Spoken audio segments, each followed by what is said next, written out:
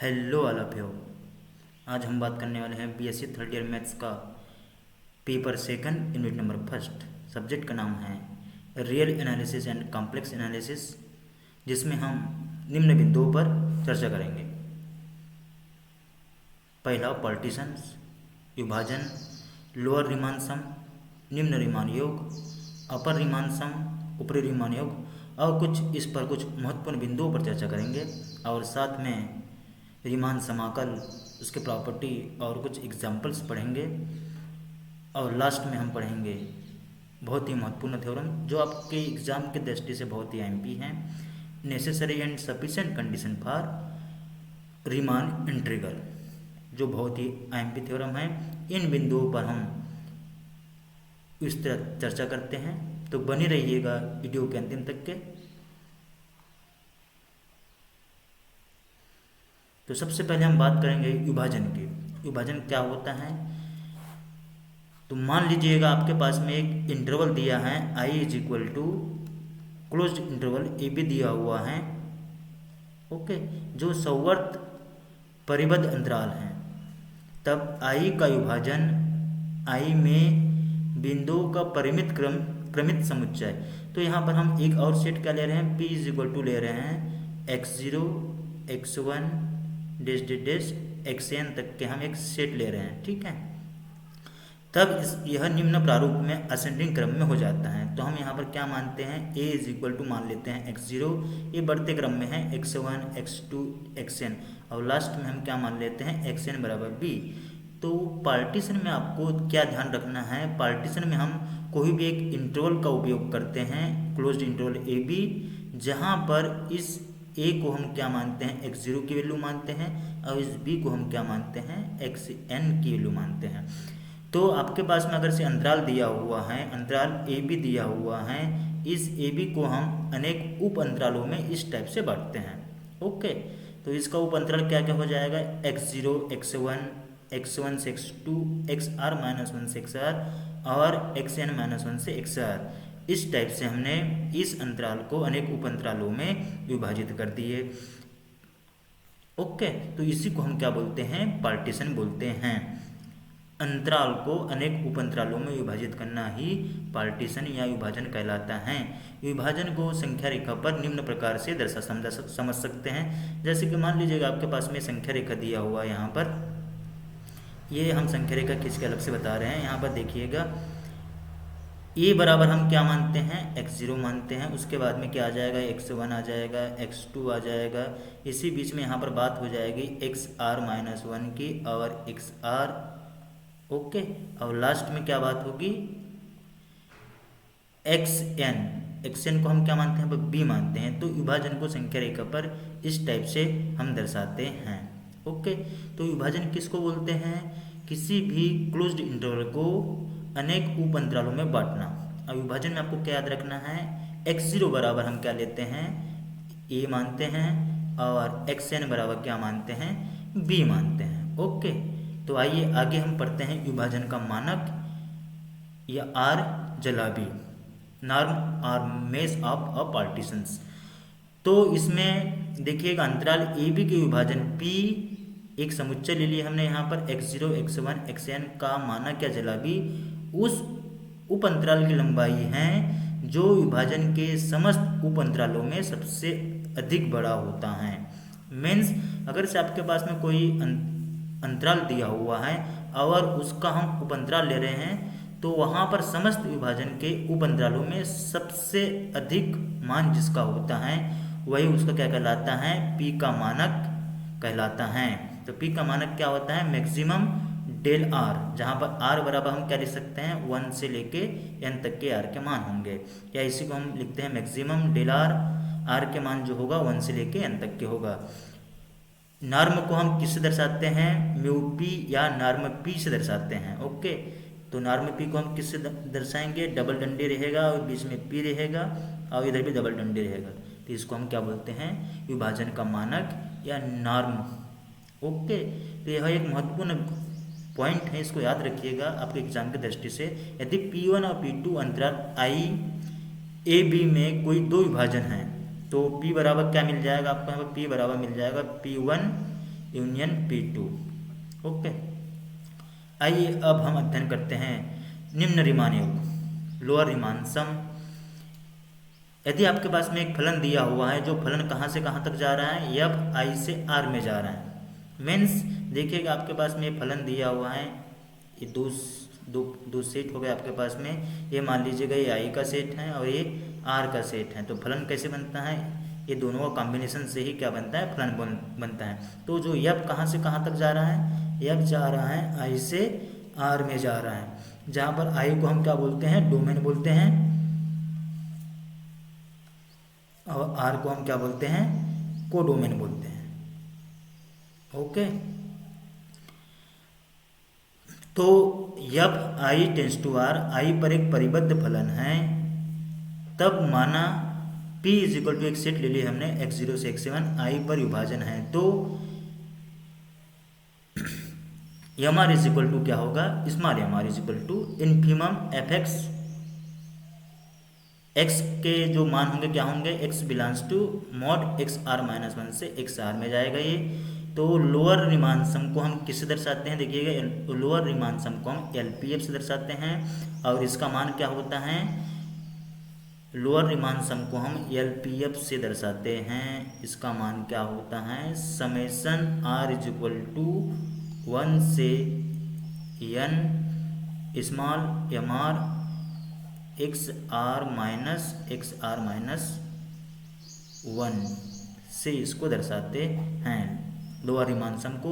अब इसी को अंतराल AB पर पार्टीशन P में क्या बोलते हैं, निम्न रीमान योग बोलते हैं। तो लोअर रीमान सम में आपको याद करने की क्या जरूरत है, इस पॉइंट को आपको यहाँ पर याद करने की जरूरत है। ओके, तो आइए आगे हम पढ़ते हैं ऊपरी रीमान योग, अपर रीमान सम। यह सेम कंडीशन है लोअर रीमान जैसा ही। यदि आपके पास में एक फलन दिया है, एफ आई से आर पर जा रहा है, तो आई पर एक परिबद्ध फलन है तथा माना P एक सेट दिया हुआ है, x0 से xn तक आई पर विभाजन है, तो capital M R is equal to क्या हो जाएगा, सुप्रीमम एफ एक्स, एक्स किस में बिलोंग्स करेगा, मॉड एक्स आर माइनस 1 से एक्स आर में करेगा। उसी प्रकार अपर रीमान सम को हम किससे दर्शाते हैं, UPF से दर्शाते हैं। तो इसका मान क्या हो जाएगा, इसका मान summation R is equal to 1 से n M R X R minus 1 X R से एक्स आर माइनस 1 होगा। तो यहाँ पर UPF बराबर हमको क्या मिला, UPF is equal to summation R is equal to 1 से n capital M R X R minus 1। तो यहाँ पर अपर रीमान सम में आपको इस टर्म को आपको याद करने की ज़रूरत है। तो UPF अंतराल AB पर पार्टीशन P में ऊपरी रीमान योग कहलाता है। ओके, आइए हम कुछ महत्वपूर्ण बिंदुओं पर चर्चा करते हैं, जो आपके जो कुछ थ्योरम होते हैं उसमें यूज होते हैं। तो इन पॉइंट को आपको याद रखना है, और यह पॉइंट 1 नंबर में भी पूछा जा सकता है। तो पहला पॉइंट है LPF less than equal UPF। आपको हमेशा पता होना चाहिए निम्न योग हमेशा क्या होगा, ऊपरी योग से बड़ा होगा या बराबर होगा। इस कंडीशन को भी आपको यहाँ पर याद रखना है। दूसरा पॉइंट देखिएगा, यदि F A close interval AB R पर परिबद्ध है, यदि P AB का एक विभाजन है तथा P स्टार P का एक सूक्ष्मतर विभाजन है, तब LPF लेस देन इक्वल क्या होगा, LP स्टार F होगा, तथा UPF बराबर UPF में क्या होगा, UP star F less than equal UPF। तो ये दोनों पॉइंट को आपको यहाँ पर याद रखना है।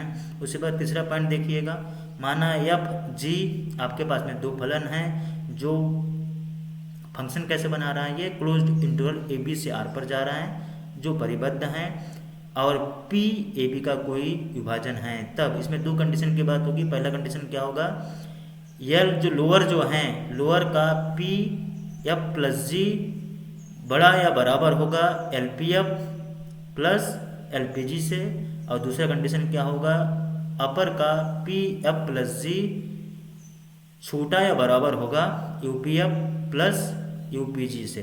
ये बहुत ही IMP कंडीशन है, इसको जरूर याद रखिएगा। आगे हम बात करेंगे चौथा पॉइंट देखिएगा। चौथा पॉइंट क्या है, यदि एफ ए बी आर पर परिबद्ध हैं तो ए बी के किसी विभाजन पी के लिए एलपीएफ और यूपीएफ भी परिबद्ध होंगे। तो परिबद्ध होंगे अर्थात क्या हो जाएगा, M B minus A less than equal L P F less than equal U P F less than equal M B minus A. और लास्ट में एक और महत्वपूर्ण बिंदु है, L P F less than equal L P dash F और U P F greater than equal U P dash F. ये दोनों कंडीशन को आपको यहाँ पर याद रखने की ज़रूरत है। ओके, आगे जो थ्योरम आएंगे उसमें ये सब यूज हो सकते हैं। आगे हम बात करेंगे महत्वपूर्ण टॉपिक पर, निम्न रीमान समाकल, लोअर रीमान इंटीग्रल। यदि I A B close interval हैं तथा माना F I tends to R पर एक परिबद्ध फलन है, तब एफ का आई पर निम्न रीमान समाकल क्या होगा, L P F is equal to L F is equal to supremum L P F P belongs to P I. यहाँ पी आई यहाँ पर क्या है कि विभाजन है, मीन्स यहाँ पे एल एफ बराबर क्या होगा, सुप्रीमम लोअर होगा। ओके, तो निम्न रीमान समाकल को किससे दर्शाते हैं, निम्न रीमान समाकल को इंटीग्रेशन माइनस ए से B F X D X से दर्शाते हैं। ओके, तो इसका मान कितना होता है, माइनस इंटीग्रेशन माइनस ए से B F X D X is equal to क्या हो जाएगा, सुप्रीमम एल पी एफ होगा। ओके, तो आइए आगे हम बात करते हैं ऊपरी रीमान समाकल। यह निम्न रीमान समाकल से थोड़ा सा अलग है, तो इस पर हम बात करेंगे। इसमें क्या होता है, इसकी परिभाषा, यदि आई बराबर क्लोज्ड इंटरवल ए बी तथा माना एफ आई से आर पर एक परिबद्ध फलन है, तब एफ का आई पर ऊपरी रीमान समाकल U F is equal to क्या होगा, इन्फीमम यू पी एफ की बात होगी।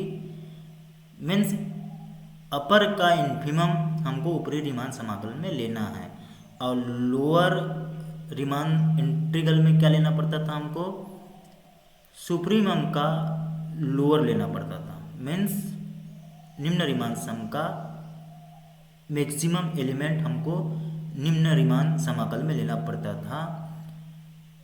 उसी के जस्ट अपोजिट ऊपरी रीमान समाकल में अपर सम का हमको क्या लेना पड़ता है, इन्फीमम लेना पड़ता है। तो उसे हम क्या बोलेंगे, ऊपरी रीमान समाकल बोलेंगे। ऊपरी रीमान समाकल को हम किससे दर्शाते हैं, इंटीग्रेशन ए से minus B F X D X से दर्शाते हैं। ओके, तो इंटीग्रेशन ए से minus B F X D X is equal to infimum U P F P belongs to P I, जहाँ पी आई क्या है, पी इज अ पार्टीशन है। तो यहाँ पर आपको इस कंडीशन को याद करने की ज़रूरत है। ओके, आगे हम महत्वपूर्ण प्रमेय की बात करेंगे, जो डार्बो का प्रमेय होता है। आगे हम एक थ्योरम पढ़ेंगे, उसमें ये डार्बो का प्रमेय यूज होगा, इसलिए आईएमपी कंडीशन है, इसको जरूर याद रखिएगा। क्या होता है डार्बो का प्रमेय, देखिए, यदि एफ ए से बी आर पर एक परिबद्ध फलन है, तब एप्सिलॉन का मान 0 से बड़ा है के लिए एक ऐसा डेल 0 से बड़ा विद्यमान होगा कि प्रत्येक विभाजन P के लिए क्या होगा, पहला कंडीशन देखिएगा, U P F less than integration A से minus B F X D X plus epsilon होगा। उसी प्रकार दूसरा कंडीशन क्या होगा, लोअर का पी एफ बड़ा होगा integration minus A C B F X D X से माइनस एप्सिलॉन। तो ये जो एप्सिलॉन है ये कंडीशन के ऊपर डिपेंड करता है। इसमें कभी कभी हम एप्सिलॉन बाई 2 का भी यूज़ करते हैं या एप्सिलॉन बाई 3, ये कंडीशन के हिसाब से ये दोनों चेंज होते रहते हैं। ओके, आगे हम बात करेंगे अब रीमान समाकल की। तो इसकी परिभाषा की बात करेंगे रीमान समाकल की। तो रीमान समाकल की परिभाषा क्या होता है, यदि ऊपरी रीमान समाकल और निम्न रीमान समाकल दोनों आपस में बराबर हो तो उसको हम क्या बोलते हैं, निम्न रीमान समाकल बोलते हैं, अर्थात उसको हम रीमान समाकल बोलते हैं। अगर से आपका ऊपरी रीमान समाकल और निम्न रीमान समाकल दोनों आपस में बराबर हैं तो उसको हम क्या बोलते हैं, रीमान समाकल बोलते हैं।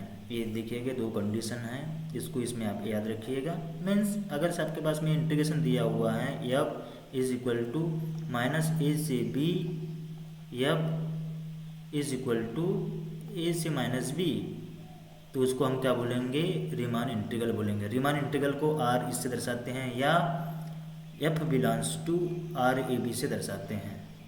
ओके, इसको जरूर याद रखिएगा। अब आगे हम इसके कुछ गुणधर्म और इसके महत्वपूर्ण बिंदु पर चर्चा करेंगे। तो फलन एफ अंतराल में परिबद्ध है, पहला पॉइंट। दूसरा, फलन का प्रांत परिबद्ध है। प्रत्येक परिबद्ध फलन आवश्यक नहीं है कि रीमान समाकलनीय हो। ये जरूरी नहीं है कि प्रत्येक परिबद्ध फलन जो है रीमान समाकलनीय हो। आगे हम इस पर एक एग्जाम्पल भी देखेंगे। अगर से दोनों नॉट इक्वल हैं तो क्या हो जाएगा, वो रीमान समाकलनीय नहीं होगा। चौथा पॉइंट देखिएगा, ए से B F X D X विद्यमान है तो फलन क्या होगा, परिबद्ध, और ए बी पर क्या होगा, समाकलनीय होगा। मतलब ये किस कंडीशन में होगा, जब ये तीनों जब आपस में बराबर होंगे तब यह चौथा पॉइंट यहाँ पर लागू होगा। Okay, is equal to integration A से बी एफ।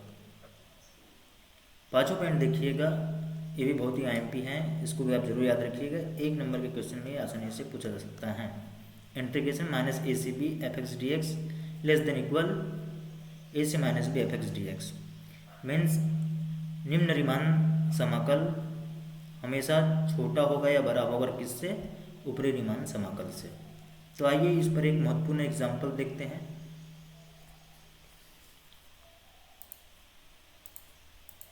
ओके, तो उदाहरण नंबर एक की हम बात करेंगे। एग्जाम्पल नंबर 1 क्या दिया हुआ है देखिएगा। सबसे पहले आप सबको क्वेश्चन को अच्छे से पढ़ना है, उसको समझना है, उसके बाद में आपके एग्जाम में इसको हल करना है।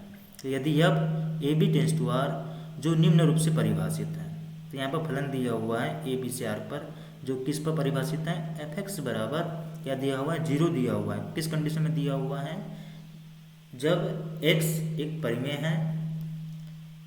एक कब दिया हुआ है, जब x एक अपरिमेय है। तब सिद्ध कीजिए कि f does not belongs to, तब हमको यहाँ पर सिद्ध करना है कि ये 0 और 1 में यह रीमान समाकलनीय नहीं है, ये हमको यहाँ पर सिद्ध करना है। तो चूंकि यहाँ पर दो वैल्यू दिए हैं f के, तो एक मिनिमम वैल्यू दिया हुआ है, एक मैक्सिमम वैल्यू दिया हुआ है। तो जो मिनिमम वैल्यू क्या दिया है यहाँ पर, उसको हम क्या मान लेंगे, यहाँ पर minimum value M R is equal to दिया हुआ है 0 दिया हुआ है, और maximum value capital M R is equal to दिया है 1। तो ये दो चीज़ यहाँ पर क्लियर है। ओके, तो स्पष्टतः दिया हुआ फलन एफ एक्स ए बी में परिबद्ध है, क्योंकि एफ एक्स के जो मान दिया है 0 और 1 के बीच में दिया हुआ है।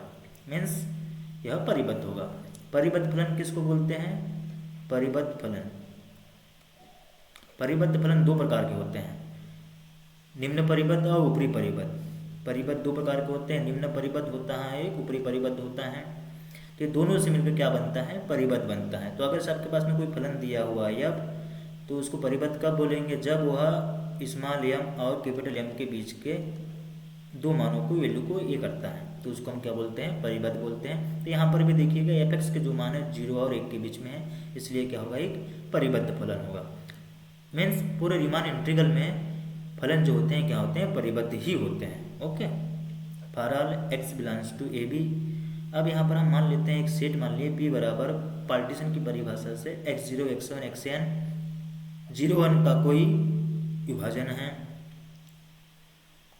तब प्रत्येक अतुच्छ अंतराल परिमेय और अपरिमेय संख्याओं को रखता है, अर्थात परिमेय और अपरिमेय बिंदु सर्वत्र सघन होते हैं। अतएव एम आर बराबर क्या मान लिए हमने, 0 मान लिए, और कैपिटल एम आर बराबर 1 मान लिए। आर के मान यहाँ पर क्या होता है, 1 से लेके n तक के होता है। डायग्राम देखिएगा, इसका डायग्राम की बात करेंगे हम। ये आपका y एक्सिस होगा, ये x एक्सिस होगा। तो यहाँ पर इसके दो बिंदु, ये एम आर बराबर 0 यहाँ पर आएगा, एम आर बराबर 1 यहाँ पर आएगा। ये दोनों बिंदुओं के बीच में ये क्या कर रहा है, ये टर्मिनेटेड कर रहा है। तो ये एक्स आर माइनस 1 से एक्स आर के बीच में होगा। ओके, इसको हम एक्स अक्ष को, इस पॉइंट को मूल बिंदु मान लेते हैं, यहाँ पर 1 मान लेते हैं। ओके, तो हमको अपर रीमान सम की परिभाषा से हमको पता है, क्या पता है कि यूपीएफ इज इक्वल टू क्या होता है, आर इज इक्वल टू 1 से N M R del R. Okay, क्योंकि यहाँ पर एम आर का मान कितना दिया हुआ है, 1 दिया हुआ है, इसलिए हमने एम आर बराबर क्या लिखे, 1 लिखे। और डेल आर बराबर क्या होता है, देखिएगा del R is equal to होता है X R minus X R minus 1। ये कहाँ से आता है सर, ये पार्टीशन से आता है ना, विभाजन की परिभाषा से होता है। ओके, तो डेल आर के जगह में हमने यहाँ पर क्या लिखा है, X R minus X R minus 1, बाकी जैसा का वैसा। अब इसकी वैल्यू देखिएगा, क्योंकि यहाँ पर क्या दिया हुआ है, summation R is equal to 1 से n दिया हुआ है, और क्या दिया हुआ है, एक्स आर माइनस 1। तो देखिएगा समेसन का मतलब कैसे होता है, योग से होता है। तो यहाँ पर r बराबर 1 रखेंगे तो क्या मिलेगा, x1 मिलेगा, और 1 रखेंगे तो कितना मिलेगा, x0 मिलेगा। उसी प्रकार r बराबर 2 रखेंगे तो क्या मिलेगा, प्लस x2 मिलेगा, माइनस x1 मिलेगा। इसी क्रम में यह पद आगे बढ़ते जाएगा। 3 रखेंगे तो क्या मिलेगा, x3 मिलेगा और माइनस x2 मिलेगा। इसी प्रकार n के लिए क्या मिल जाएगा, xn मिलेगा, डेश डेश डेश चलते रहेगा, xn प्लस xn माइनस 1 मिलेगा। तो यहाँ पर देखिएगा, यहाँ से सिर्फ क्या क्या बचेगा, ये x1 ये x1 इस टाइप से पूरे x2 ये पूरे टर्म क्या हो जाएंगे, कट जाएंगे। और यहाँ पर सिर्फ क्या बचेगा, यहाँ पर बचेगा माइनस x0 प्लस xn बचेगा। इसको हम क्या लिख सकते हैं, xn माइनस x0, इसको हम लिख सकते हैं। तो यहाँ पर वही बताने का प्रयास किया गया है, xn माइनस x0।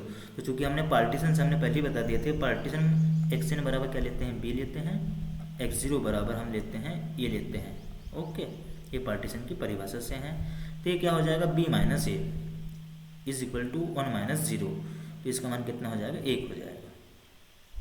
तो यहाँ पर अभी हमने किसका मान निकाले हैं, अपर रीमान सम का मान कितना हो गया, 1 हो गया। ओके, उसी प्रकार एलपीएफ की मान लोअर रीमान सम की बात करेंगे। लोअर रीमान सम क्या होता है, आर इज इक्वल टू 1 से N M R del R. तो चूंकि एम आर यहाँ पर 0 दिया हुआ है, इसलिए पूरे निम्न रीमान सम का मान क्या हो जाएगा, 0 हो जाएगा। ओके, चूंकि हमको यहाँ पर रीमान इंटीग्रल बताना है कि यह रीमान इंटीग्रल है या नहीं है।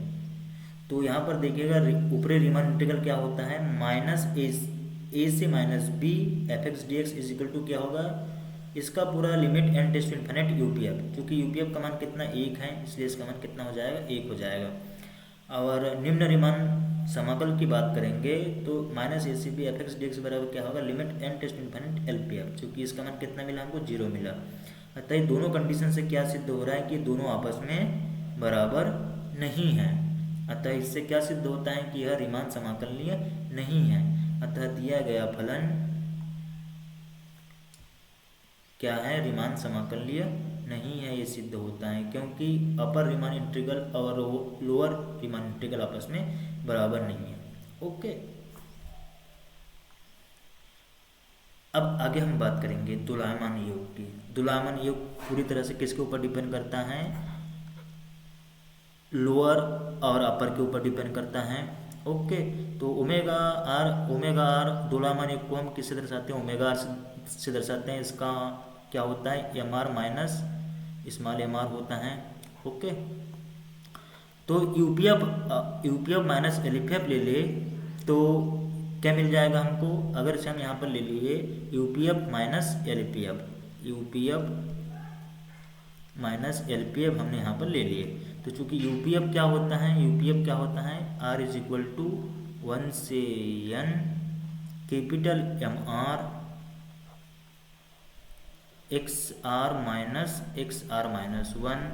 और उसी प्रकार लोअर क्या होता है, minus summation R is equal to 1 से N small M R X R minus 1। तो देखिएगा दोनों से कॉमन क्या निकल रहा है, यहाँ पर दोनों से कॉमन क्या निकलेगा, यहाँ से summation R is equal to 1 से एन कॉमन निकल जाएगा। और अंदर में क्या बचेगा, capital M R minus small M R बचेगा अंदर में। और बाहर कॉमन क्या निकल जाएगा, एक्स आर माइनस 1। ये चीज़ें बच जाएगी यहाँ पर। ओके, तो यहाँ पर वही बताने का प्रयास किया है। यहाँ पर M R minus M R X R minus 1 common निकल गया यहाँ से। तो इसका मान क्या होता है, हमने यहाँ से लिए हैं ओमेगा आर होता है और ये मान, ठीक है। तो इसी को हम क्या बोलेंगे, इसी को हम विभाजन प्रक्रिया क्या बोलेंगे, दोलायमान योग कहते हैं। इसे ओमेगा पी एफ से दर्शाते हैं। तो दोलायमान योग को किससे दर्शाते हैं? ओमेगा पी एफ से दर्शाते हैं। ओके, अब इसके बाद में एक महत्वपूर्ण थ्योरम पर हम चर्चा करेंगे जो एग्जाम की दृष्टि से वेरी एमपी है। ये पेपर में लगभग हर साल पूछता ही है। ओके, तो इसका स्टेटमेंट भी आप याद रखिएगा। रीमान के लिए आवश्यक एवं पर्याप्त प्रतिबंध, necessary and sufficient condition for Riemann integral. तो इसका कथन क्या होता है देखिएगा। यदि एफ ए बी आर पर जा रहा है और ए बी पर एक परिबद्ध फलन है, तब एफ आर समाकलनीय है यदि और केवल यदि फॉर एप्सिलॉन 0 से बड़ा है। के लिए ए बी के लिए एक विभाजन पी का अस्तित्व इस प्रकार है। किस प्रकार है? You P F minus L P F less than equal epsilon.